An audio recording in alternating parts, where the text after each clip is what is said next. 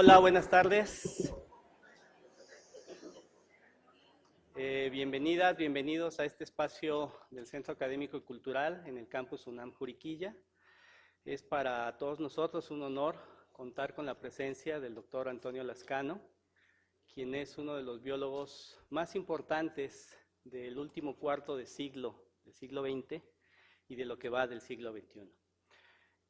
Voy a permitirme leer un poco acerca de su camino en términos académicos y, si me da tiempo, contar alguna anécdota breve.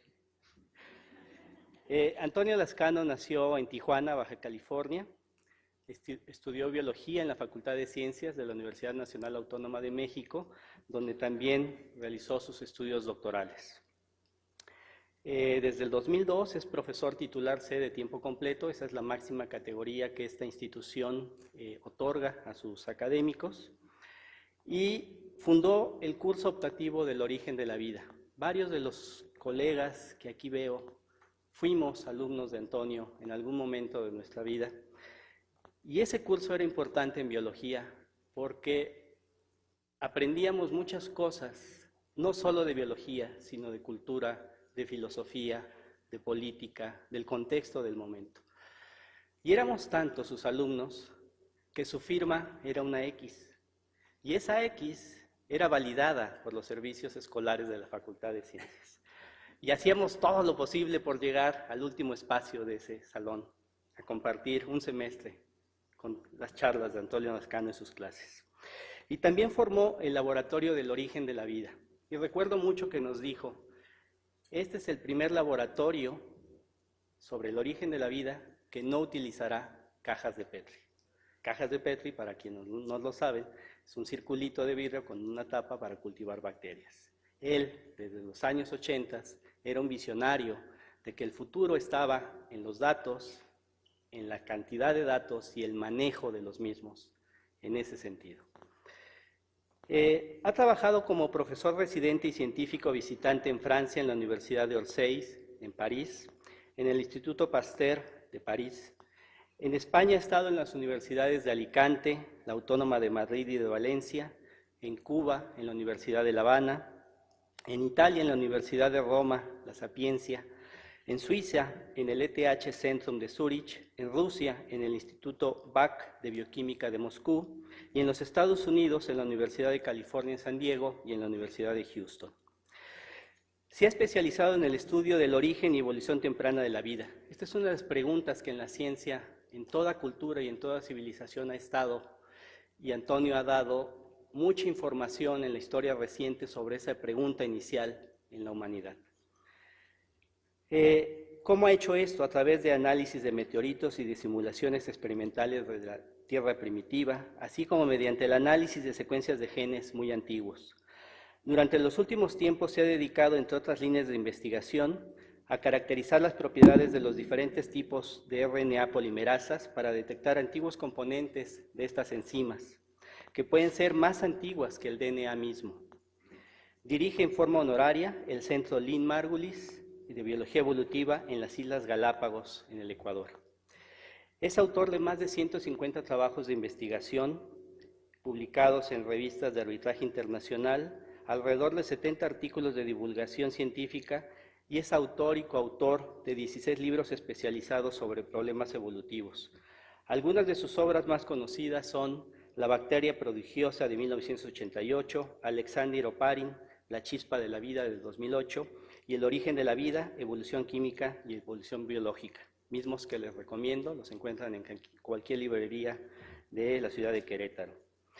Entre los reconocimientos que ha obtenido el doctor Lascano están el de investigador nacional nivel 3 por parte del CONACYT, la distinción catedrático universitario por parte de la UNAM, y en el 91 recibió, junto con el doctor Jarucán, que es otro de los biólogos en la ecología más importantes de este país y de América Latina, la primera medalla a la investigación biológica Alfonso L. Herrera, que es otorgada por la Escuela de Biología de la Universidad Autónoma de Puebla. Durante el 97 y 98 formó parte del comité científico organizado por la NASA para supervisar la creación del Instituto de Astrobiología. Ha obtenido múltiples distinciones a lo largo de su trayectoria académica como vicepresidente y presidente de la Gordon Conference of the Origin of Life, además de haber sido 2 veces presidente de la Sociedad Internacional del Origen de la Vida, convirtiéndose en el primer científico latinoamericano en llegar a ese puesto, al que fue reelegido en su momento. En el 2006 recibió la medalla de la Gran Cruz del fundador de la Universidad de San Francisco de Quito. En el 2007 la UNAM le otorgó el Premio Universidad Nacional en Investigación en Ciencias Naturales, y al año siguiente la Universidad de Milán le concedió el doctorado honoris causa. Seguido unos meses más tarde, fue reconocido también con la medalla Francesco Redi, que le otorgó la Sociedad Italiana de Astrobiología. En el 2009 recibió por la Universidad Veracruzana la medalla al mérito universitario, y en el 2013 la tercera cumbre de la evolución le otorgó en las Islas Galápagos el premio de la distinción al científico sobre Charles Darwin, junto con la doctora Ada Jonath, quien fue Premio Nobel de Química en el 2009. Y en mayo de 2015, la Universidad de Valencia en España le otorgó también el grado de doctor honoris causa. El doctor Antonio Lascano ingresó al Colegio Nacional, que es nuestra principal institución que reconoce el trabajo de los científicos mexicanos en todas las áreas del conocimiento, y este ingreso lo tuvo el 2014. Y el año pasado fue reconocido como profesor emérito de esta universidad. Entonces, pues sin más, los dejo con Antonio Lascano.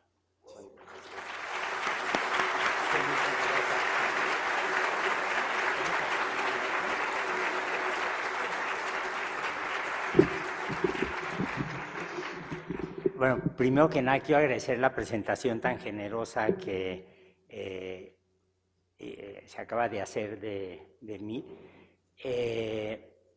Todo lo que he hecho se lo debo a la educación pública en este país, absolutamente todo.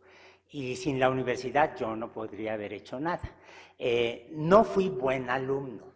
Allí está sentada la doctora Norma García Calderón, que no me reprobó en química analítica en la Facultad de Ciencias, porque yo hacía trampa con los análisis. Los llevaba junto con algunos colegas a la Facultad de Química, donde uno de los técnicos nos hacía los experimentos, los análisis por 50 pesos, algo así. Ella nunca lo supo, pero puedo hacer ahora una confesión pública, ¿no? Abiertamente. Bueno, la otra cosa que quiero decir es que hoy voy a tocar muy brevemente y al final de la charla, la cuestión del origen de la vida. Voy a mencionar a Oparin, al experimento de Miller y demás, pero la charla tiene que ver, como ustedes se dan cuenta, con el doctor Frankenstein y la chispa de la vida. ¿Por qué? Porque la novela del doctor Frankenstein es una obra maestra de la literatura, pero es una demostración de ese diálogo tan intenso que ha habido entre las humanidades y las disciplinas científicas. Esa es una lectura que todos estaríamos de acuerdo. Probablemente muchos de ustedes han visto la película de Frankenstein, que es absolutamente deslumbrante, y si no, cuando menos les habrá tocado ver, por ejemplo, a Largo, el mayordomo de la familia Adams, o les habrá tocado ver, a la familia Monster. Y la idea de Frankenstein es una idea muy recurrente, equivocada en realidad, porque Frankenstein es el creador del monstruo, no es la criatura como tal. Y es parte ya de nuestra cultura general. Pero hay una lectura adicional de la novela que yo me percaté de ello hace unos cuantos meses, y me di cuenta que puede ser vista como un reflejo de la manera en que la biología se fue secularizando. ¿Qué quiere decir que la biología se vaya secularizando? Quiere decir que así como las ecuaciones de Newton me permiten describir un universo donde no necesito a Dios, de igual manera la biología arranca con un proceso en donde empieza a describir primero a nivel macroscópico, luego a nivel microscópico y luego a nivel subcelular, todas las propiedades de los seres vivos en ausencia total de una fuerza mística. Eso es un logro absolutamente deslumbrante, porque se dan cuenta que el propósito de las ciencias de la vida no es demostrar que Dios existe o que Dios no existe, es entender el origen de la extraordinaria diversidad que tenemos en el pasado del planeta y que podemos ver hoy en día.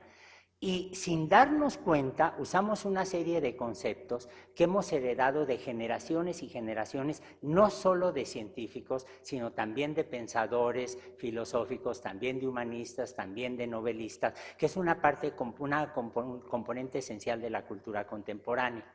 Entonces, permítanme, para empezar a tocar el punto de la novela, retroceder a una fase de la historia que es absolutamente deslumbrante, que se empieza a generar muy claramente a mitad del siglo XVIII y que conocemos como la Ilustración. La Ilustración recibe este nombre, entre otras razones, porque en francés se dice el iluminismo, y era cuando había una serie de personajes como Voltaire, como Diderot, como de la Menberg, que eran absolutamente extraordinarios desde cualquier punto de vista. Y muchos de ellos, empujados sobre todo por Diderot, crean la enciclopedia. Y todos hemos oído hablar de los enciclopedistas. Y la enciclopedia es un proyecto no solo cultural, sino también es un proyecto de visión del mundo que va a convertirse en la base teórica de las revoluciones como la francesa o la revolución estadounidense, en donde de repente resulta que todos somos iguales, en donde resulta que se genera la idea de los derechos humanos. Pero la enciclopedia no solamente genera este contexto ideológico, político, cultural, sino también científico. De hecho, cuando uno lee la enciclopedia, y la pueden leer en la red, son volúmenes y volúmenes, pero son absolutamente fascinantes, se dan cuenta que la enciclopedia se llama en francés el Diccionario Razonado de las Ciencias, las Artes y los Oficios, por una sociedad de gentes de letras, por una sociedad de literatos. Y cuando uno piensa en la herencia de la Ilustración, yo les pediría que piensen en el caso de México. En esta zona del país, precisamente, ustedes saben que destacan de una manera muy notable el cura Hidalgo, destaca el cura Morelos, destaca la corregidora, y cuando ellos son llevados ante la Inquisición, la acusación que les hace la Inquisición es de ser afrancesados. ¿Qué quería decir que eran afrancesados? Quería decir que estaban siguiendo las ideas de la Ilustración. La base ideológica de la independencia de México la encontramos en la Ilustración, de una manera absolutamente extraordinaria. Y es algo que uno medio aprende, medio no aprende, medio lo recuerda o qué sé yo, pero claramente aquí tenemos un contexto que nos liga directamente con esta generación extraordinaria de mexicanos. Ahora, si nos vamos al caso de las ciencias, y en particular al caso de las ciencias biológicas, una de las cosas que les quiero insistir es que dos de las más grandes consecuencias científicas de la Ilustración fueron el desarrollo de una perspectiva temporal e histórica de la biología y el afianzamiento de una visión secular de las ciencias de la vida. ¿Qué quiere decir el primer punto? Quiere decir que es en el contexto de la Ilustración que los biólogos, cuando empiezan de hecho a generarse el nombre de biólogo, desarrollan una visión evolutiva. Lamarck, que es o el último transformista o el primer evolucionista, como ustedes lo quieran ver, es uno de los que escriben para la enciclopedia. Y a partir de Lamarck, a pesar de las limitaciones que tenga la teoría, es cuando nosotros vamos a tener ya un contexto en donde después va a llevar Charles Darwin, nos va a llegar con una explicación de la selección natural como el mecanismo que genera la diversidad de los seres vivos. De hecho, por unas de esas espléndidas casualidades históricas, la Philosophie zoologique de Lamarck, en donde él propone toda su teoría transformista, toda su teoría de la evolución, se publica en 1809, que es precisamente el año en el que nace Charles Darwin. Entonces se dan cuenta que la mejor fe de bautismo o la mejor acta de nacimiento que pudo haber tenido Darwin era precisamente el libro de Lamarck.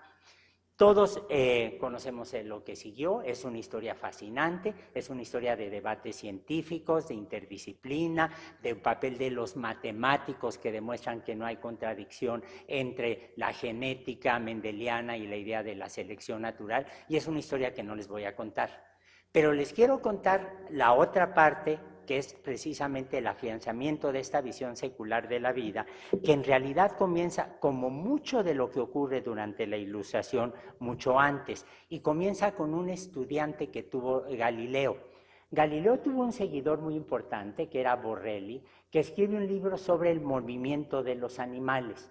Y aquí pueden ver ustedes una de las ilustraciones de ese libro. Si se dan cuenta, uno puede apreciar rápidamente el detalle, la belleza de las ilustraciones, pero se dan cuenta que las ilustraciones hablan del movimiento de palancas. Y se dan ustedes cuenta que en el movimiento de las palancas, que están sobre todo en la parte inferior de esta ilustración, lo que estamos viendo arriba son los huesos humanos descritos como palancas. Se dan cuenta que lo que está diciendo Borrelli, siguiendo la idea de Galileo, es que para entender el movimiento de los humanos no necesito apelar a ningún alma. Lo que me basta es aplicar principios físicos para poder rápidamente entender por qué hay movimientos que tengo permitidos en mis huesos por razones físicas y cómo hay movimientos o estructuras que son imposibles porque hay impedimentos físicos. Estoy aplicando la física, es lo que dice Borrelli, para entender la naturaleza de los seres vivos.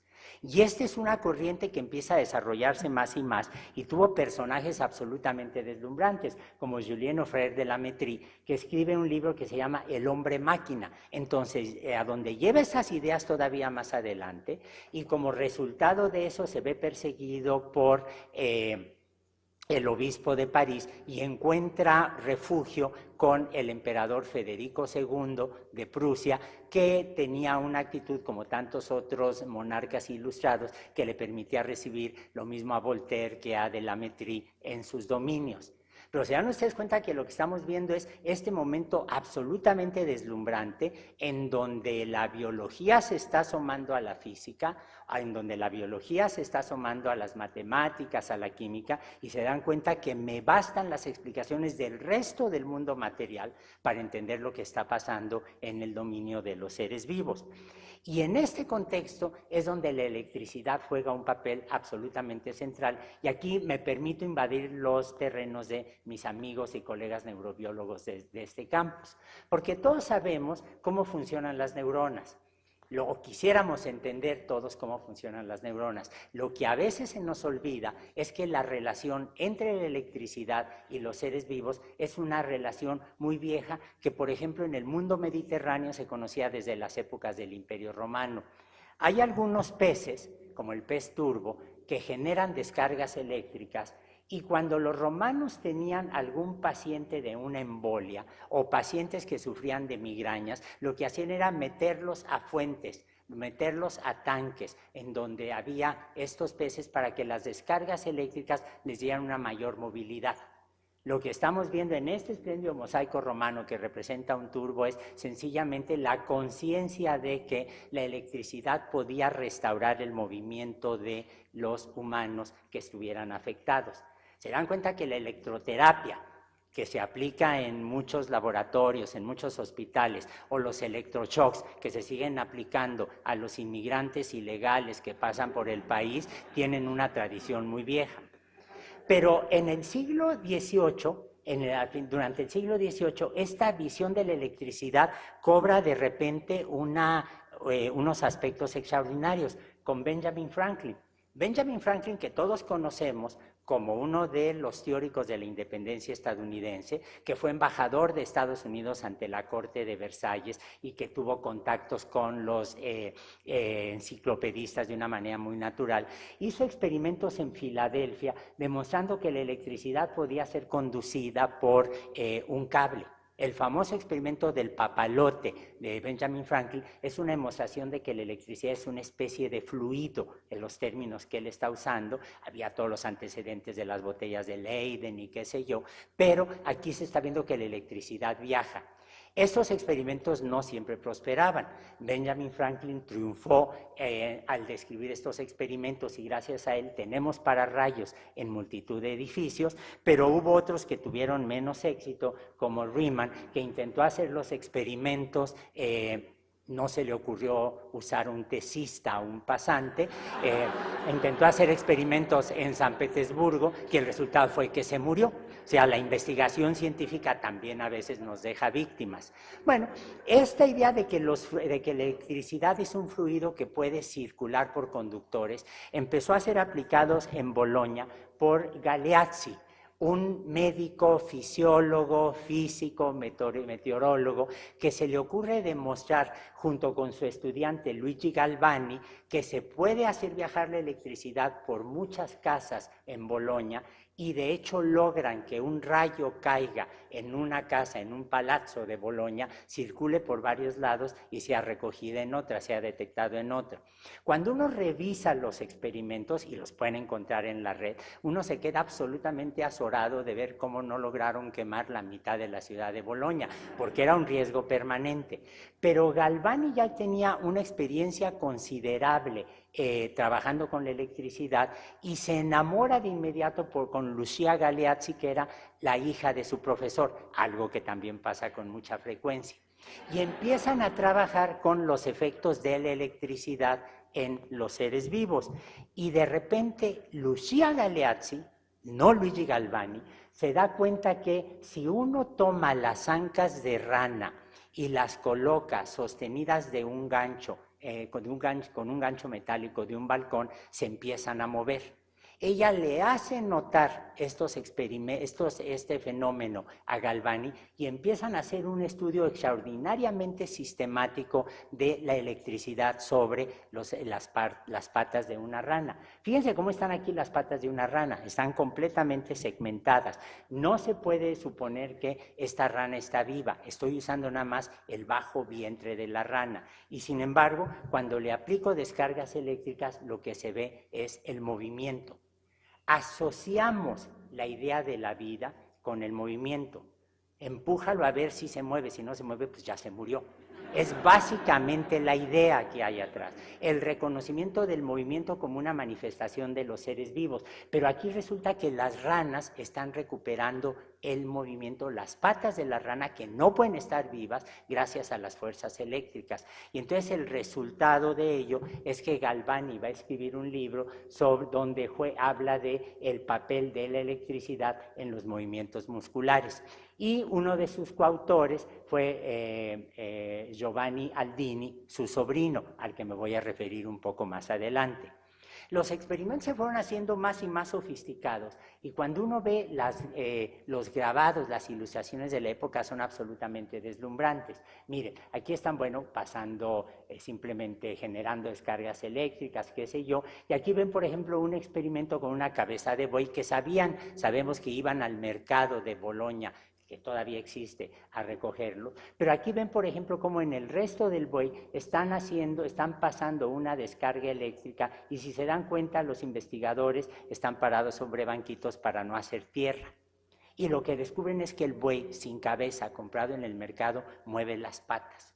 Claramente, algo que asociamos con la vida en un animal descabezado, que es el movimiento, se puede dar por las corrientes eléctricas. Y los que hayan ido a la Ciudad de México, a Garibaldi, la plaza donde están los mariachis, no sé si hay el equivalente aquí en Querétaro, pero espero que sí, uno puede darse sus toques de varios tipos, pero los de las maquinitas, ustedes saben que son una prueba de machismo, a ver quién aguanta mayor cantidad de descargas eléctricas. Bueno, lo único que se está haciendo es pasar la corriente eléctrica aquí, como están viendo en estos experimentos del siglo XVIII.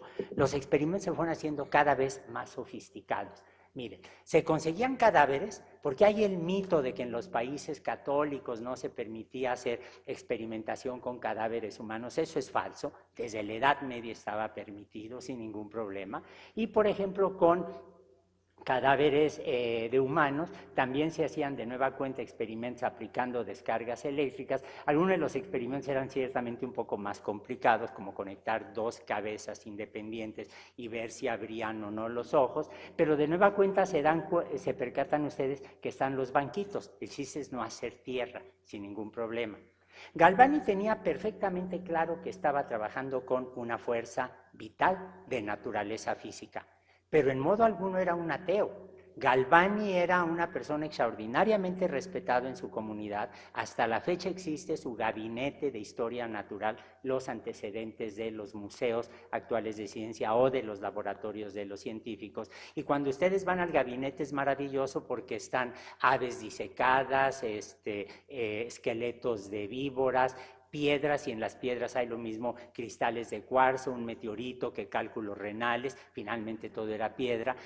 Pero atrás de todo esto, lo que había ciertamente de parte de Galvani era la creencia que había Dios. De hecho, él está enterrado en una iglesia de Boloña sin ningún problema. Aquí pueden ver la tumba abajo de un crucifijo absolutamente espléndido, y Lucia Galeazzi, reflejo de las épocas, está enterrada un poco más abajito, a pesar de que ella fue la que se dio cuenta del efecto de las descargas eléctricas sobre el movimiento de las ranas.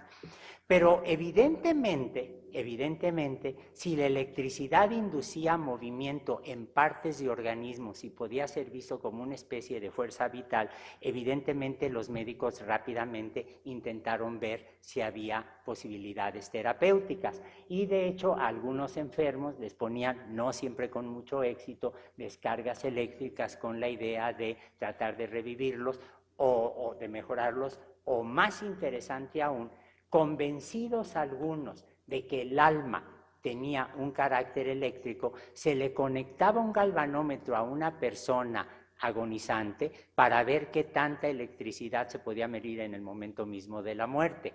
El alma como una fuerza eléctrica. ¿Se dan cuenta la fascinación que despierta una nueva fuerza física poco estudiada y sus acciones con los seres vivos? Y fue precisamente Giovanni Aldini, el sobrino de Galvani que ya mencioné, que no solamente tenía una visión muy clara de la ciencia, sino también del espectáculo. Y entonces empieza a recorrer distintas ciudades europeas en donde lo que hacía era llegaba, conseguía un cadáver fresco, le aplicaba corrientes eléctricas y eso se convertía en un espectáculo entre de circo y de laboratorio, en donde la gente veía cómo los muertos se movían. Se dan cuenta que simplemente se estaba extrapolando los resultados de las ranas a los cuerpos de humanos y convertido en un espectáculo que llamaba enormemente la atención. Eso rápidamente se extiende a Inglaterra. Y por ejemplo, en 1818, y tenemos la descripción precisa de este evento, intentó revivir a un ladrón que había sido ahorcado con electricidad.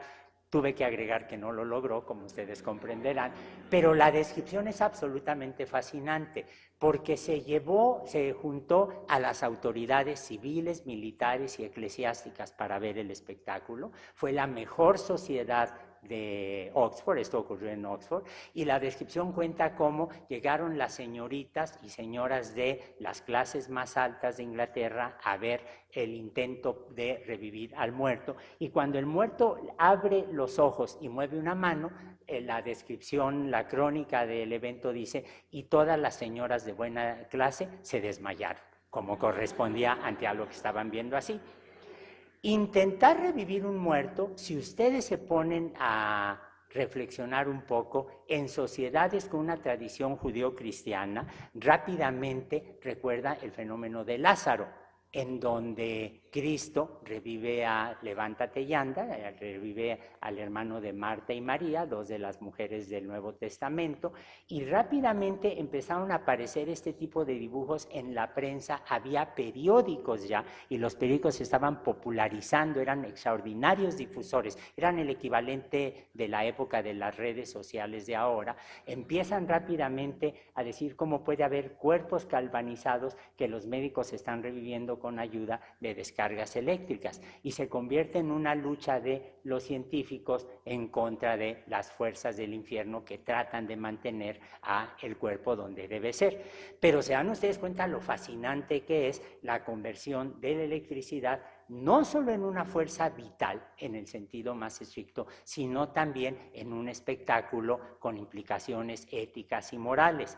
Si uno se fija en los grabados de la época, son interesantes también en otro sentido. Miren, no voy a perder mucho tiempo pidiéndoles que se fijen en detalle, pero fíjense en detalle en lo que está ocurriendo aquí. Miren, aquí ven en un espectáculo de salón, ahora la gente utiliza karaokes, en ese momento se utilizaban descargas eléctricas en los salones aristocráticos aristocráticos en las fiestas, en las reuniones. Y aquí ven a un sujeto que está colgado para no hacer tierra. Aquí ven, le están aplicando descargas eléctricas para que el pelo se levante. Aquí están generando descargas eléctricas de nueva cuenta.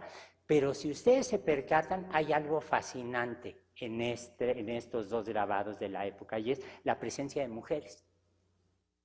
Las mujeres participaban de una manera perfectamente natural de estos experimentos, de estas demostraciones de fenómenos químicos, físicos, astronómicos, y no es sino hasta el siglo XIX cuando se institucionaliza la ciencia en sociedades, en cátedras, en carreras, etcétera, cuando vamos dejando fuera a las mujeres, cosa que es terrible. Pero se percatan ustedes que en este momento las mujeres participaban como espectadoras y como investigadoras, si lo quieren ver así, del fenómeno de la electricidad como el fenómeno de la vida. Y había otras maneras en que podían participar, como por ejemplo era, desafortunadamente la gráfica, el dibujo grabado no está completo, pero se subía, por ejemplo, a una señorita en alguna fiesta, se subía a un banquito, se generaba descargas eléctricas, se le cargaba de electricidad, y así como nosotros caminamos en un día, en una época del año que sea de seca sobre una alfombra y nos damos un toque cuando queremos abrir una puerta, de igual manera en este momento, cuando era besada una señorita, brincaba una chispa eléctrica. ¿Por qué se llamaba la máquina del beso español? Porque como todos saben, decían Beaumarchais, el que hizo algunos de los libretos de como Las bodas de Fígaro de Mozart, porque todo el mundo sabe que las españolas son más fogosas que las francesas. Entonces, ¿se percatan ustedes esta mezcla tan intrincada de eventos científicos, prejuicios sociales, apertura de los laboratorios hacia el gran público, etcétera? Y esto persiste hasta nuestros días. Persiste hasta nuestros días porque hasta la fecha hablamos de la Coca-Cola como la chispa de la vida.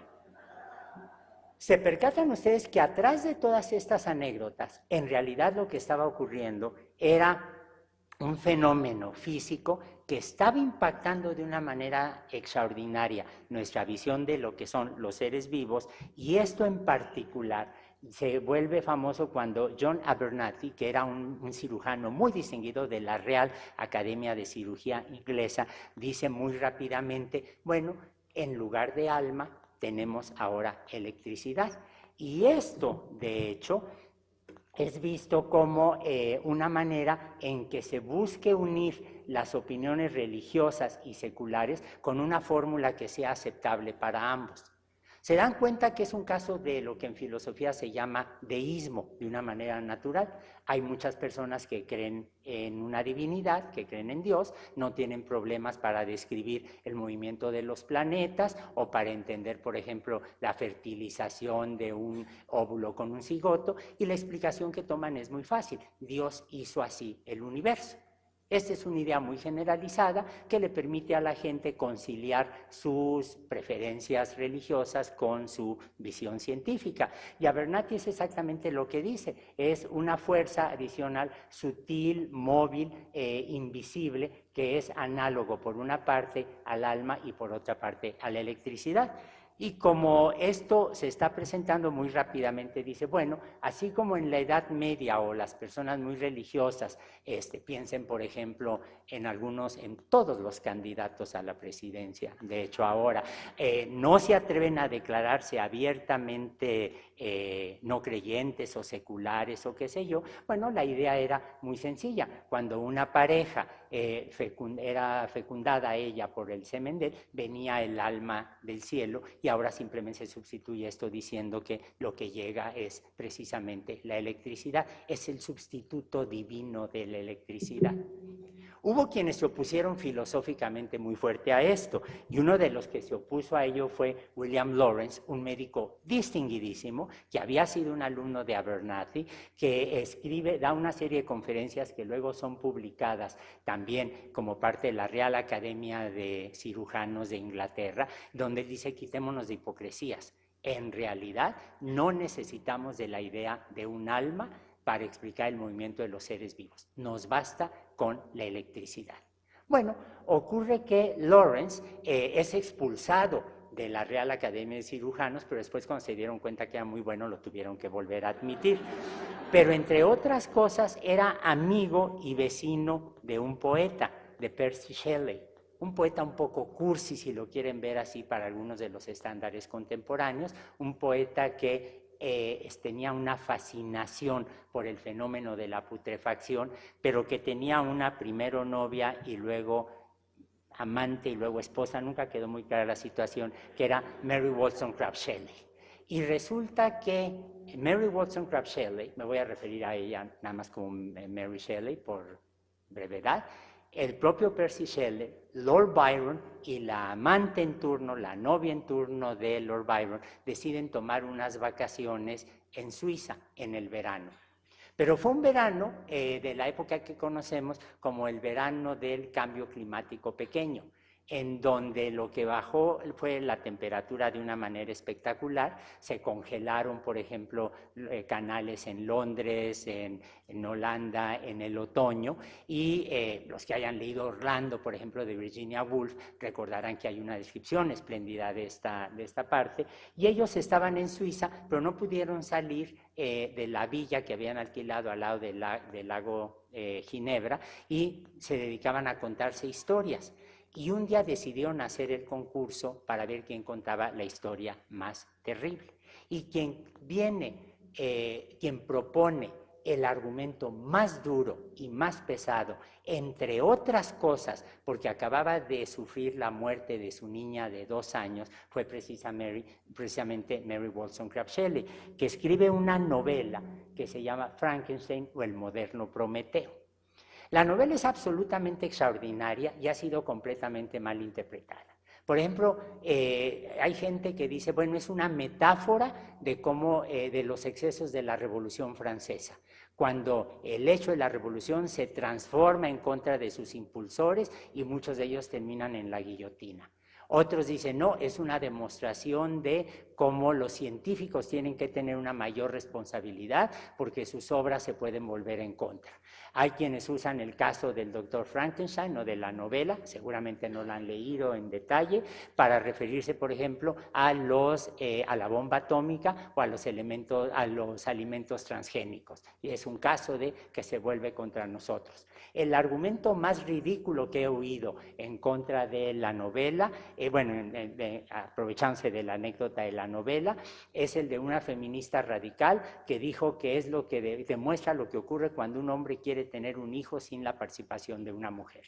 No, lo único que estaba pasando es que Mary Wollstonecraft Shelley era una mujer brillantísima, extraordinaria, con una sensibilidad intelectual deslumbrante, con una capacidad de escritura que nos sigue conmoviendo muchos años después y, como les voy a tratar de demostrar, con un conocimiento muy directo de lo que estaban siendo las aplicaciones de la ciencia, los descubrimientos científicos de la época. La novela es absolutamente extraordinaria y aunque uno puede decir que, bueno, le escribió una jovencita de 18 años, la gente en esa época se moría a los 45. Entonces Mary Wollstonecraft Shelley tampoco era una pequeñita ingenua, era una mujer madura que venía de un medio extraordinariamente rico desde el punto de vista intelectual. Su madre fue una de las primeras feministas que claramente expresa en forma escrita los derechos de las mujeres independientemente de su clase, y se dan cuenta que a todo esto hay que unir el genio literario de ella.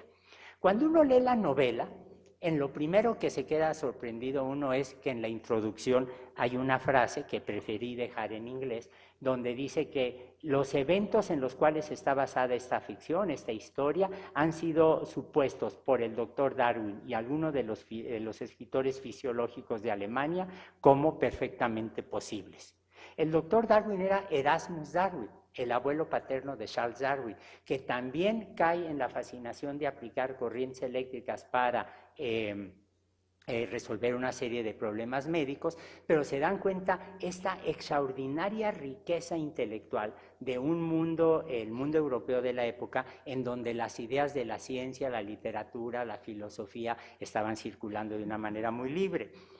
La novela es transformada en una obra de teatro Y los carteles de la obra de teatro son absolutamente espléndidos porque se dan ustedes cuenta como aquí el doctor Frankenstein está aplicando descargas eléctricas al monstruo. Monstruo en la época no quiere decir un ser deforme, sino algo no hecho por la naturaleza, y el monstruo cobra la vida y se está separando de lo muerto. También había ya periódicos en la época, como he mencionado, y entonces evidentemente se empieza a propagandizar de una manera extraordinaria el argumento básico de la novela. No es el único caso en el que nosotros tenemos que de repente algo inerte cobra la vida. Hay una historia absolutamente espléndida que seguramente ustedes conocen, que es la historia del golem. La historia del golem es fascinante porque según una leyenda medieval, resulta que los judíos en Praga estaban siendo perseguidos por la policía de los Habsburgo. Y un rabino de Praga decide crear un monstruo hecho de barro y le escribe el nombre de Dios en la frente del monstruo, el golem. El monstruo cobra vida y empieza a defender a los judíos de los ataques antisemitas de que eran víctimas.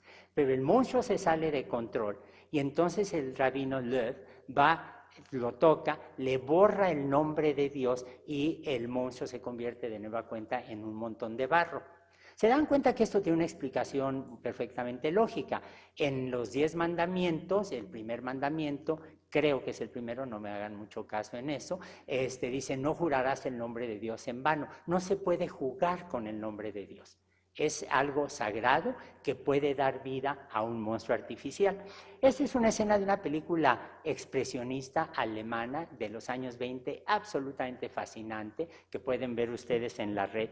Pero quiero que comparen en la atmósfera de Praga de la época, quiero que comparen la idea del golem con la idea de Frankenstein en la espléndida película donde Boris Karloff hace el papel de monstruo. Y vamos a ver un poco más de detalle el monstruo como tal, los monstruos como tal.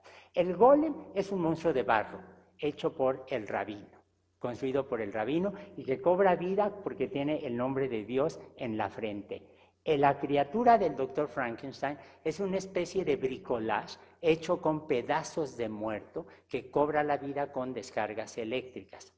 Se dan ustedes cuenta de la gran diferencia entre las dos entidades. Aquí necesito el nombre de Dios, que es una fuerza mística. Aquí, para Mary Wollstonecraft Shelley, no necesito más que una fuerza física. La biología ha dejado de depender de un acto divino.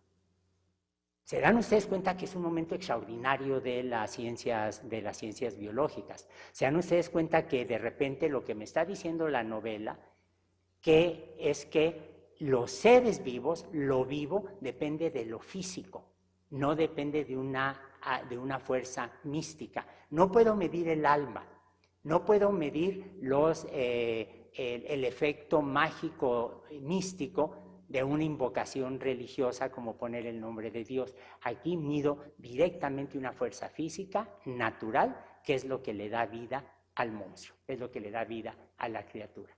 Vemos muy claramente aquí la división desde una lectura de vista, desde un punto de vista ideológico, desde un punto de vista filosófico, desde un punto de vista científico, desde un punto de vista epistemológico, que me está diciendo, puedes estudiar lo que quieras de los seres vivos sin necesidad de estar invocando ningún acto de creación divina. Y es un momento extraordinario de la biología. Falló el monstruo por una razón muy sencilla, porque todos ustedes saben que, bueno, al monstruo, las escenas en la película, si no la han visto, les sugiero que lo vean, porque es el doctor Frankenstein en su laboratorio, que no es tan distinto a los de mis amigos neurobiólogos hoy en día, en donde pone en una plataforma, al cadáver, lo sube le da vueltas unas manivelas en una noche de tempestad, se abre una cúpula en la parte superior de la torre, hay una tormenta eléctrica, la electricidad viaja, está conectada por cablecitos a las tuerquitas que tiene el monstruo del Dr. Frankenstein y cobra vida. Y se dan cuenta que es exactamente un reflejo de lo que se había visto con los espectáculos de Aldini en Europa, lo que habían visto Galvani y su mujer. Se dan cuenta que es exactamente lo que estaba ocurriendo en la discusión entre Abernathy y Lawrence. Estamos viendo la vida como una consecuencia de la electricidad. Aquí lo que ocurre es que siempre pasa lo mismo con los tesistas, con los estudiantes. El Igor, que es el ayudante del doctor Frankenstein, rompe el cerebro de una persona muerta que iba a ser trasplantado o implantado en el monstruo, toma el primer cerebro que encuentra a su lado, que es de un criminal, y el resultado es un monstruo que, a pesar de todo, en la película original nos despierta una simpatía enorme. Pasa lo mismo que con Gengis Khan, pasa lo mismo que con Godzilla, nos ponemos automáticamente del lado del monstruo. Pero hay otros aspectos que son absolutamente fascinantes. Una vez entendida esta división tan clara entre una visión mística de las fuerzas de la vida y una visión totalmente material, hay que recordar que no solamente la electricidad se convierte en una fuerza que puede interaccionar con los seres vivos, sino que nace una disciplina que es la electroquímica. Y esta nace cuando Humphrey Davis, que era un vecino del padre de Mary Wollstonecraft Shelley, vecinos y amigos, y la visitaba con frecuencia, por un lado, y Jean-Jacques Berzelius, probablemente uno de los químicos más deslumbrantes de toda la historia, ciertamente del siglo XIX, son los que empiezan a jugar con la electroquímica para ver qué puede ocurrir cuando aplicamos descargas eléctricas o ponemos corrientes eléctricas a recorrer una solución acuosa de distintas sustancias. Berzelius comenzó como estudiante de medicina, no era un estudiante excepcional, empezó a aplicar descargas eléctricas como el abuelo de Darwin, como Abernathy, como Lawrence, para tratar de curar algunas enfermedades, no lo logró, pero se quedó fascinado con el problema de la electricidad y las soluciones de distintas sustancias. Berzelius empieza a descomponer electrolíticamente sustancias y se da cuenta que si pongo dos electrodos, carga positiva, carga negativa, los argumentos de Benjamin Franklin que ya les he mencionado, y tenía una solución, por ejemplo, de ácido sulfúrico, bueno, el hidrógeno, los iones, se iban hacia el electrodo negativo, los sulfatos, sulfitos, el azufre en solución, etcétera, se iban hacia el electrodo con carga positiva. Si ponía cloruro de sodio, se descomponía electrolíticamente el sodio sin ningún problema. Si ponía ácido acético, pasaba lo mismo. Si ponía leche, o ponía orina, o ponía sangre, no lo lograba. Era incapaz de descomponer electrolíticamente los líquidos que venían de seres vivos. ¿Cuál es la conclusión de Berzelius? Que dependiendo de su origen, los compuestos se pueden dividir en orgánicos e inorgánicos. Y aquí es donde nace por primera vez el concepto de química orgánica que seguimos usando hasta la fecha.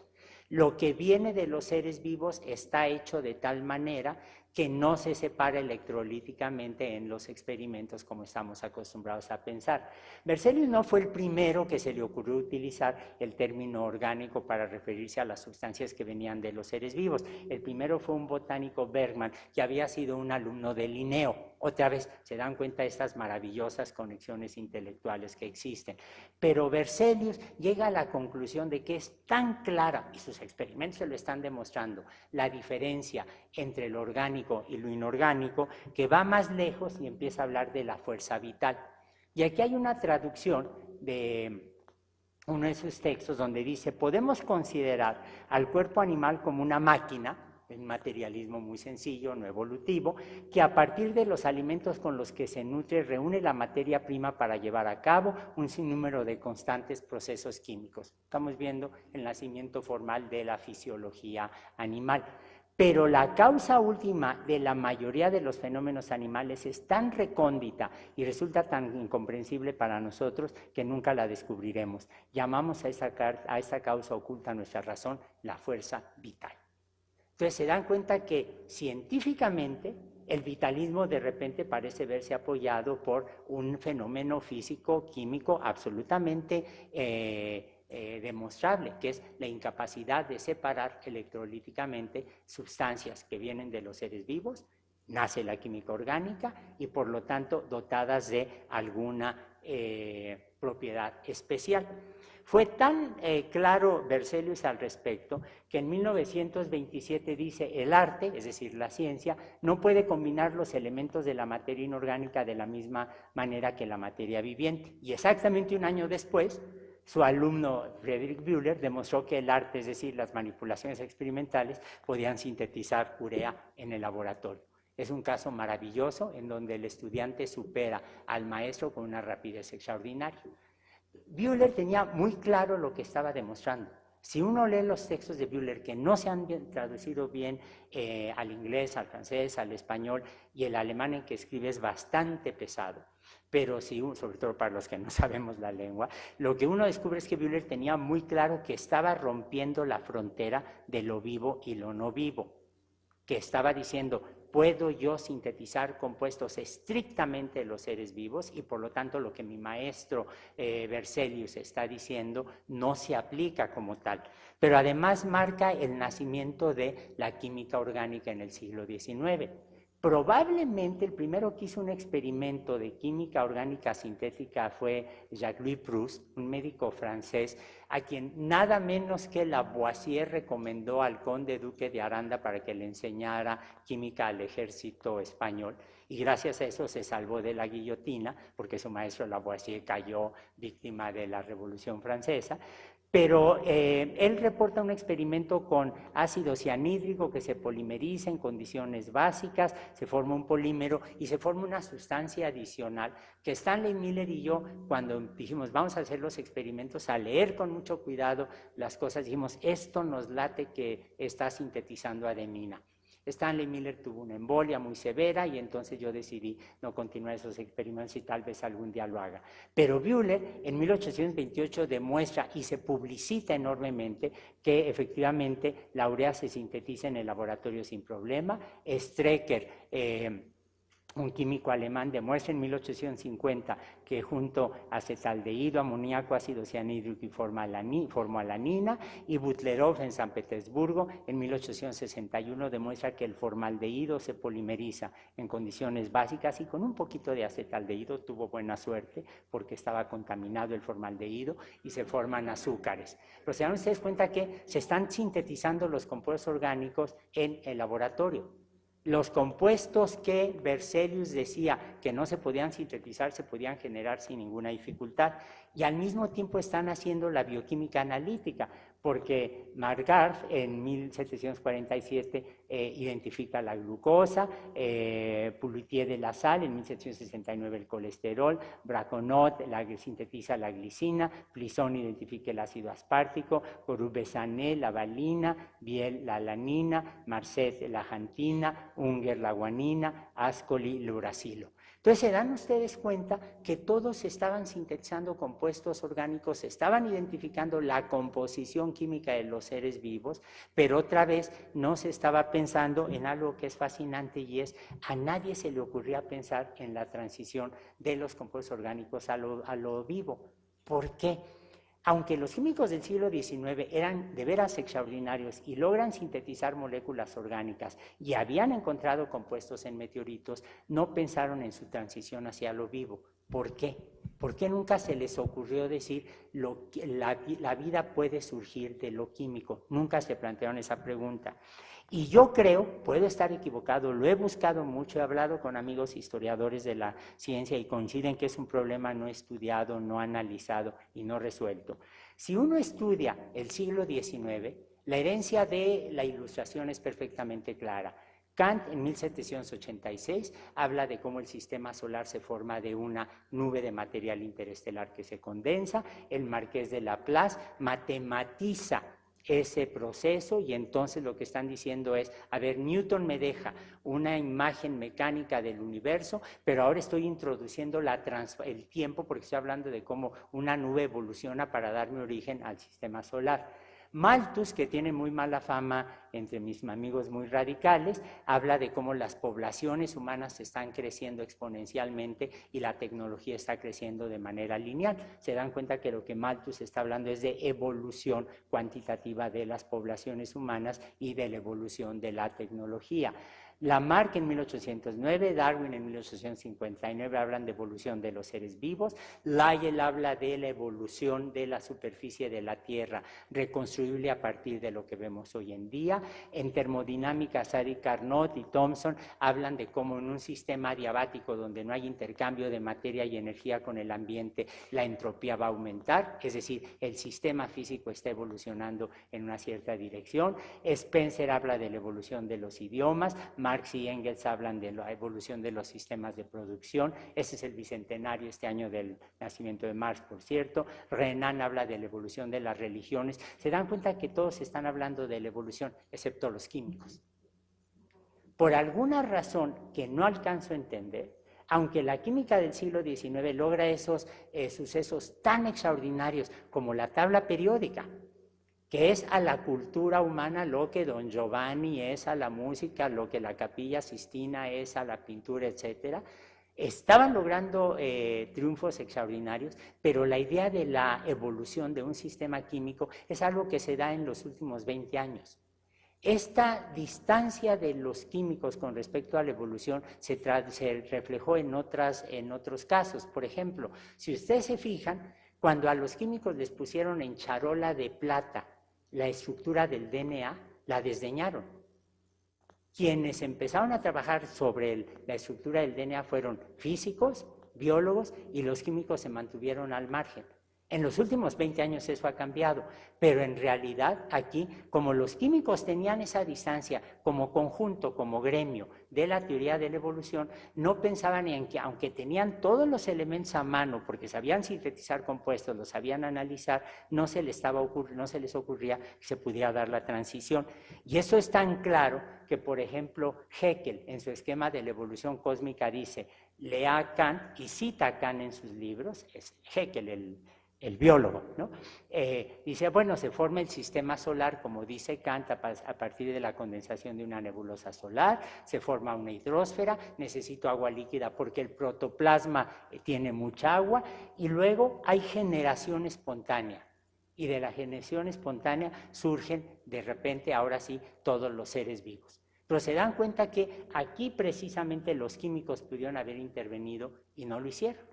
El primero que efectivamente toma los datos de la química y los pone en un contexto evolutivo, y créanme que es una historia que sí he tratado de estudiar con mucho cuidado, es Oparin. Porque Oparin lo que dice es, en una tierra primitiva donde no había oxígeno, hay síntesis prebiótica de compuestos orgánicos, y cita a Bühler, a Strecker, a Butlerov, a todos los químicos del siglo XIX que lograban sintetizar compuestos orgánicos, y dice, estos compuestos orgánicos van a evolucionar en sistemas como los coacervados, y de la evolución de esos sistemas es de donde aparecen bacterias heterótrofas, anaerobias y primordiales. ¿Y qué es en realidad lo que está haciendo Oparin? Oparin, a ver, primero ubica la cuestión del origen de la vida en un marco darwinista, porque la vida no aparece de repente, sino que es resultado de un proceso de evolución. En segundo lugar, sugiere un programa de investigación multi e interdisciplinario, en donde la química juega un papel central, porque Oparin lo que hace es reinterpreta muchas observaciones y datos aislados en una secuencia evolutiva que lleva al origen de la vida, pero estas observaciones y estos datos aislados vienen exactamente de la química. Por primera vez coloca a la química en un contexto evolutivo, establece una separación radical entre la idea de la generación espontánea y la propuesta de un origen químico de la vida, y como tenía una genética premendeliana, rechazó la posibilidad de moléculas vivas e insistió que la naturaleza de la vida solo se puede comprender como resultado de la interacción y evolución de sistemas moleculares.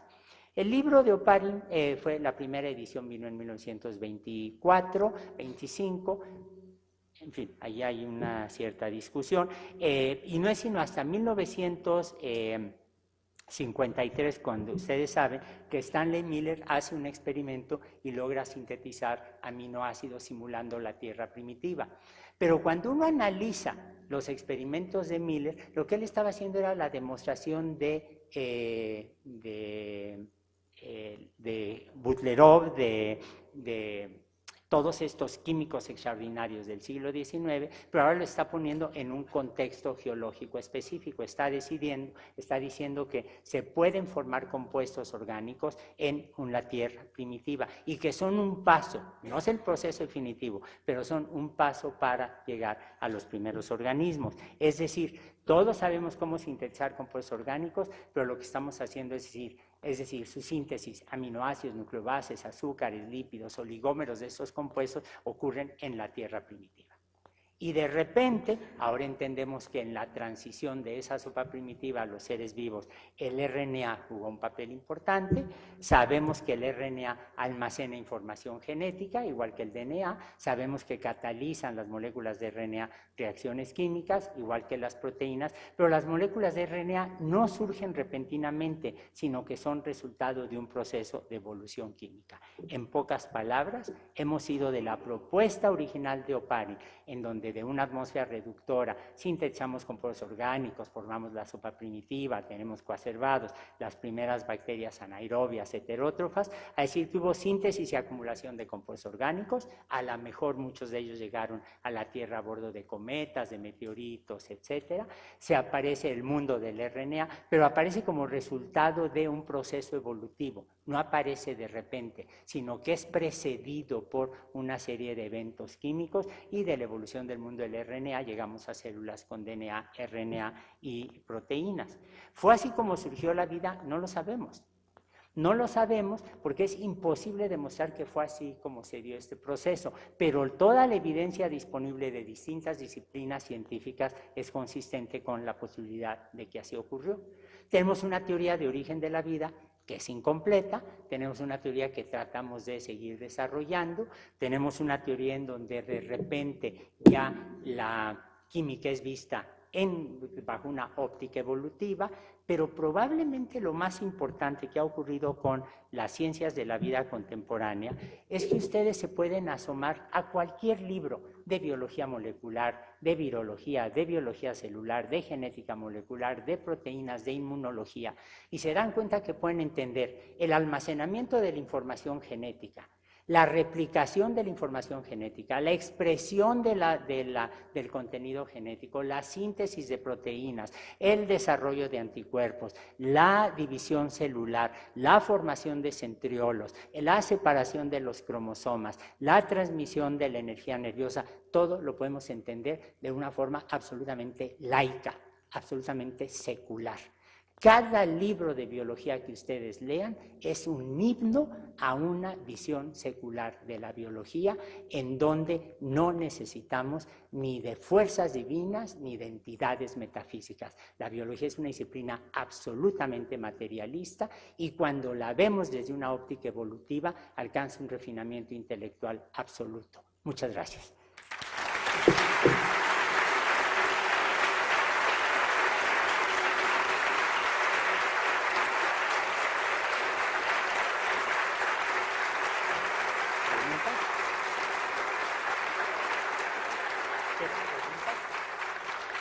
Si gustan alguna pregunta, por favor, a los lados, los micrófonos, por favor. Hola, maestro, muchísimas gracias. Es un honor siempre escucharte, es maravilloso. Gracias. Me tocó esa maravilla de estar cuando trajiste a Stanley Miller. Fue maravilloso, lo cargamos todos los estudiantes y lo llevamos al frente. La pregunta va en ese sentido. ¿Cuánto tiempo pasó después de ese encuentro en la Facultad de Ciencias de la UNAM y el encuentro de la adenina, más bien pensando cuánto tiempo duró todavía vivo Stanley Miller en esta interacción contigo? Stanley Miller padecía una enfermedad, desconozco el nombre formal, alguna vez lo supe, que impide metabolizar bien el fierro. Y entonces tenía que someterse cada cierto tiempo a un procedimiento absolutamente medieval, en donde le hacían una sangría para evitar que tuviera mucha sangre y se le fuera a coagular. Falló eventualmente esa terapia, y él cuando vino a México, cuando pudo venir a la Facultad de Ciencias, ya había tenido una embolia. Afortunadamente para él la embolia le había afectado el lado izquierdo del cerebro, porque él era zurdo. Entonces descubrimos al cabo de 2 meses, algo así, que perdía la memoria inmediata, pero podía platicar con los amigos, con los familiares, con los colegas. Su compañera fue siempre extraordinaria en ese sentido. Él sigue siendo una persona extraordinaria, sin ninguna dificultad. Unos 30 minutos, 40 minutos y luego se cansaba. Y todavía nos dio tiempo de escribir 2 artículos más con él. Y él decía, hay que seguir con esto, pero yo preferí nunca lo he querido seguir por razones emocionales, ¿no? Siento que él se emocionó mucho, le gustaba mucho la historia, le fascinó cuando nos pusimos a traducir a Jacques-Louis Proust, teníamos ya todo el diseño experimental, tuvo la primera embolia, luego tuvo una segunda embolia como 4 años más tarde, que lo limitó enormemente, y una tercera embolia que fue la definitiva, ¿no? Entonces, ahí están todos los documentos, todos los papeles, todo lo entregamos sus amigos, a su familia, a la biblioteca de la Universidad de San Diego, que tiene los archivos de todos los científicos distinguidos que ha tenido esa institución. Y algún día tal vez me anime a regresar a hacer los experimentos, que son relativamente sencillos, ¿no? Sí. Doctor Lascano, así como ha habido convergencias en los taxones en el árbol de la vida durante mucho tiempo, ¿considera que también pueda haber convergencias en el mundo del RNA en otros planetas? ¿Y eso qué significaría? Es una idea atractiva, pero mire, en este momento la química del origen de la vida está dividida en 2 escuelas, lo que yo he llamado la síntesis de una ollita o la síntesis de muchas ollitas. Si uno piensa, por ejemplo, en el experimento de Miller, se dan cuenta que aquí lo que hizo él fue poner una atmósfera de metano, amoníaco, hidrógeno y agua, bueno, vapor de agua, descargas eléctricas, y se sintetizó de golpe y porrazo aminoácidos, hidroxiácidos, urea, distintos elementos, distintos compuestos. Esto fue una escuela que durante muchos años muchos seguimos. En los últimos años, en los últimos 15 años, John Sutherland de Inglaterra decidió irse al amparo de esta visión, ahora sí evolutiva, de la química, decidió estudiar esta síntesis desde el punto de vista de la química de sistemas. Y entonces, en lugar de tener una sola ollita, como en este caso, lo que se hace es un experimento para sintetizar, por ejemplo, el 2-aminoxazol en una ollita, lo toma uno, lo pasa a otra ollita, cambia el pH, le pone luz ultravioleta, y ahora se sintetiza un ribótido, un derivado de un ribótido, toma ese compuesto, lo pasa a otra ollita, le pone cobre, le pone cianamida, se sintetiza un precursor de las pirimidinas, se toma esa sustancia, se pasa a otra ollita, que es una química muy dirigida, pero extraordinariamente eficiente. John Sutherland cree que hay un determinismo químico para que siempre se sintetice ribosa y RNA. Yo creo que no. Yo creo que no, y el mejor contraejemplo que uno puede pensar es el de los meteoritos, porque en los meteoritos uno ve sustancias orgánicas que se sintetizaron en la historia temprana del sistema solar, y vemos como 90 aminoácidos. En experimentos de muchas ollitas, como los de John Sutherland, uno sintetiza varios de los aminoácidos proteínicos en mezclas racémicas, y podemos de hecho tener un método físico con otra ollita más para seleccionarlos. En el caso de los meteoritos, que fue todo de golpe y porrazo, tengo 90 aminoácidos. Eso quiere decir que probablemente hubo procesos en la Tierra primitiva que reflejan más esta química de una sola ollita que las muchas ollitas. Y entonces la aparición del RNA no es un evento predeterminado. Y sabemos que no es un elemento predeterminado porque todos ustedes han oído de multitud de análogos de ribonucleótidos y de ribonucleótidos y de polirribonucleótidos. Por ejemplo, el AZT.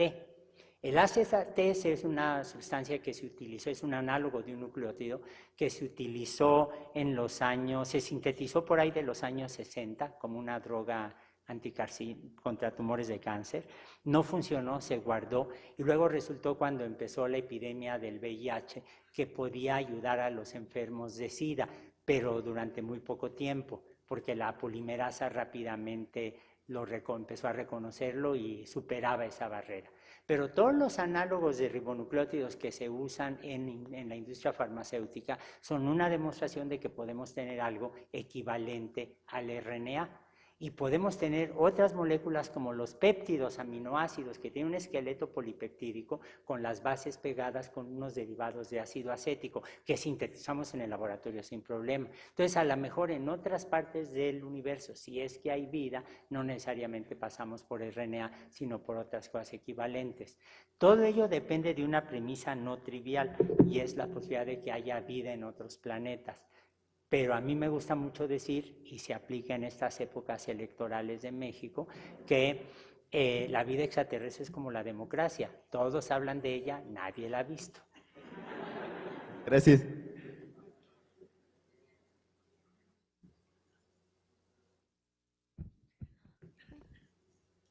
Hola, doctor. Buenas tardes. Muchas gracias por la plática. Muy buena como siempre. Gracias. Y mi pregunta es encaminada, aprovechando sobre lo del mundo del RNA, su punto de vista sobre si los virus están vivos o no. No. A ver, esa es una pregunta que un estudiante, un profesor, un investigador de biología nunca se tiene que plantear. Y no se la tiene que plantear por una razón muy sencilla. Porque los virus, si ustedes reflexionan brevemente, se parecen mucho a otros sistemas equivalentes, a los plásmidos, a los transposones. Entonces, en lugar de clasificar o de obsesionarnos con clasificar los seres vivos en un árbol de la vida que depende de células, como en el caso del esquema de los 5 reinos de Lynn Margulis, o de macromoléculas como el RNA ribosomal, mejor pensemos que pertenecen a otro grupo distinto de entidades biológicas. ¿Por qué sigue habiendo virus? La biosfera no es tonta. La biosfera funciona por selección natural. Los virus son elementos esenciales para mantener unidas distintas especies o distintos componentes de una población. Desde nuestra óptica, la resistencia a antibióticos es extraordinariamente dañina. Para una bacteria patógena, el adquirir el gen que le permite hidrolizar un antibiótico es una ventaja adaptativa tremenda. Entonces, en lugar de ver a los virus por sí solos, yo creo que hay que verlos en el contexto de la biosfera. Ahora, les hago una pregunta que ustedes van a dar la respuesta inmediata. ¿Está vivo un lípido? No. ¿Está viva una proteína? Tampoco. ¿Está vivo un pedazo de DNA? Tampoco. El virus es equivalente a un pedazo de DNA o a un lípido o a una proteína para ver las propiedades que nos recuerdan que tiene algo que se parece a los seres vivos. Lo que nosotros tenemos que hacer es, en realidad, ponerlo o adentro de una célula o en un tubo de ensayo que me remede, que se compare con con un medio intracelular. Ahora, piensen en una célula. Si ustedes se fijan en una célula, y todos han visto los mapas de metabolismos, por ejemplo, que son horrorosos, ¿no? Porque no le entiende uno nada. Cuando uno piensa en una célula, se dan cuenta que las células están formadas por subsistemas. Y esos subsistemas, en realidad, ninguno está vivo como tal. Están estrechamente conectados entre sí y yo puedo sacar una enzima de ese subsistema y esa enzima me va a tener las mismas propiedades físicas, químicas, afuera o adentro de una célula, pero no está viva. Lo mismo pasa con los virus. En realidad yo creo que uno tiene que ver a los virus como una visión integral, y despreocuparse por la pregunta de si están vivos o no, igual que nadie se pregunta si la succinato deshidrogenasa está viva, ¿no? Pues tiene una serie de propiedades químicas, físicas, sin ningún problema, y darnos cuenta que toda la evidencia contemporánea apunta hacia un origen celular de los virus. Por ejemplo, hay proteínas en el interior de las células, como la encapsulina, que tiene ese nombre porque forma pequeñas cajitas en el interior de las células en donde algún agente estresante que sea causante de daño celular es almacenado. En Escherichia coli, por ejemplo, sabemos que ese tipo de estructuras intracelulares almacenan alimentos. En algunas bacterias como Sulfolobus, una arquea en realidad como Sulfolobus, allí queda almacenado fierro que puede reaccionar con el azufre e impide que el exceso de azufre tumbe el metabolismo de Sulfolobus. Las encapsulinas a veces tienen una estructura que llamamos de doble jelly roll, una estructura de proteínas, que es lo que vemos en las cápsides de muchos virus. Eso que sugiere que las cápsides virales vienen de proteínas celulares. Y luego, si me permiten hacer propaganda, hace un par de años, Rodrigo Jácome se doctoró en mi laboratorio con una tesis absolutamente deslumbrante porque se nos ocurrió un método para hacer filogenias con estructuras terciarias. En lugar de comparar las secuencias, nada más, lo que hicimos fue comparar las distancias entre los carbonos alfa de la polimerasa. Se hacían comparaciones pairwise, ¿no? De 2 en 2, una matriz, la matriz la transformamos en distancia y teníamos ahora árboles evolutivos de cristales. Ya refinamos el método y estamos trabajando en otro método derivado de allí que también está resultando muy interesante. Pero entonces, con este método que desarrolla Rodrigo Jácome, lo que él hace es toma las estructuras cristalinas de la DNA polimerasa B, que es la replicativa en eucariontes, de la DNA polimerasa A, también celular, las RNA polimerasas virales, cristalizadas, monoméricas, y pudimos hacer un árbol evolutivo en donde las polimerasas virales quedan junto con las polimerasas celulares, pero además se derivan de polimerasas celulares. Entonces, ¿esto qué quiere decir? Que los virus vienen de células. Probablemente en muchas ocasiones, probablemente los virus son de origen polifilético, pero cada grupo permanece y evoluciona por su cuenta. Gracias. Encantado. Hola doctor, buenas tardes. Gracias por la plática. Gracias. Yo me quedé pensando un poco en esta idea como de Frankenstein y esas cosas, y si no mal recuerdo se va a hacer próximamente el primer trasplante de cabeza en seres humanos. Entonces, yo estaba reflexionando acerca de, o sea, se va a cambiar totalmente la cabeza de un ser humano al cuerpo, se supone, funcional del otro. ¿Usted cree que el cerebro funcione como un disco duro en donde se almacena la información y al momento de conectarse, digamos, al otro cuerpo, sigue siendo la misma persona que estaba como disfuncional del cuerpo o pasaría, o qué pasaría? Esa es una pregunta muy buena, muy profunda, y yo nada más haría una pequeña corrección a lo que usted está diciendo. Comparar a los seres vivos en general con un disco duro, con una cassette, con una computadora tiene un riesgo, y es que eso los diseñamos los humanos, los ingenieros, los físicos, los mecatrónicos, etcétera, mientras que los seres vivos somos producto de la selección natural y de procesos darwinistas. Personalmente creo que uno de los grandes logros equivalente a este proceso de secularización de la vida del que he platicado hoy con ustedes, pienso que uno de los grandes logros es el reconocer que yo soy mi cerebro. Tan es así que se dan ustedes cuenta que, por ejemplo, y este es un ejemplo muy interesante por varias razones, se dan ustedes cuenta que nosotros no tenemos, y estoy seguro que la mayoría de ustedes lo aceptaría, incluso por razones religiosas, cuando alguien tiene muerte cerebral, pensamos que ya no es la persona que nosotros quisimos, conocimos o amamos. De hecho, yo estoy seguro que si ustedes tienen una persona muy querida, váyanse a casos extremos, ¿no?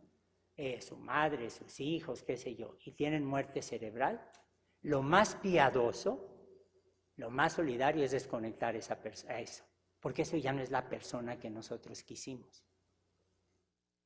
¿Están claros en lo que les estoy diciendo? Fíjense que allí usamos un concepto que no es trivial, porque refleja hasta qué punto tenemos arraigados prejuicios biológicos que vienen de la Edad Media o más antiguos. Decimos que una persona está en un estado vegetativo y entonces se le puede desconectar. Y yo estoy seguro que muchos de los que estamos aquí preferiríamos que nos desconectaran a estar en esas circunstancias. Pero si usamos el término un estado vegetativo, estamos suponiendo que una zanahoria está menos viva que un gato. ¿De acuerdo? Y estamos suponiendo que hay una escala de la creación, en donde las zanahorias están abajo de los gatos. Los biólogos sabemos que ni hay una escala de la creación y sabemos que un hongo, una bacteria, una zanahoria, un gato y un cordero están igualmente vivos. Lo cual, si se dan cuenta, es un argumento en contra de los veganos y de los vegetarianos, ¿no? En realidad, también hay que decirlo, ¿no? Pero se dan cuenta que allí lo que estamos diciendo es, estamos separando a lo vivo del individuo y claramente asociamos la idea del individuo a la conducta, al aprendizaje, a las reacciones, y eso está en el cerebro. Hay un problema que no es trivial, que es el problema de la epigenética. Pero yo creo que ese tipo de avances, primero, son inevitables, demuestran que las ciencias, y en particular las ciencias de la vida, van mucho más rápidamente que los sistemas legales, filosóficos, económicos, éticos, etcétera, y me están diciendo que allí tengo una serie de retos, no solo prácticos de cómo lograr el trasplante, sino también la persona que haya recibido el nuevo cerebro tiene el CURP, el IFE, de la persona que lo donó, sí o no, sí, en principio, a menos que los que creen en la epigenética me demuestren que hay una serie de factores que lo modulen, ¿no? Gracias. Sí. Pues muchas gracias. Muchas gracias.